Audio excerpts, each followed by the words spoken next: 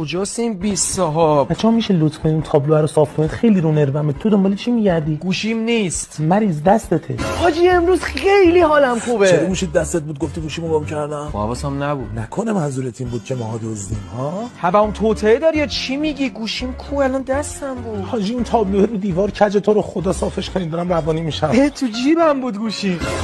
وای بچه‌ها حالم داره بد میشه. نمیرم.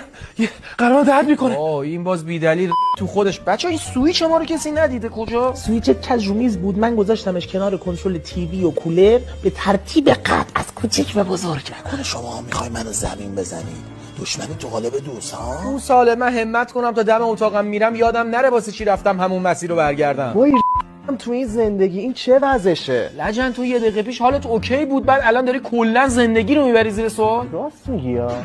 به تو چه هستن؟ کی به تو گفت زر بزنی؟ داداش ببین بگو دیگه چرا آنتنت رفت؟ یادم رفت چی می‌خواستم. بچه‌ها از دستم ناراحت شدین ها؟ بابا یه دقیقه توهم نسه، من دارم سکته میکنم. حاجی درز کیسه رو میشه صاف کنی؟ این وری من دارم اذیت میشم بهش میگی. این چیه دیگه؟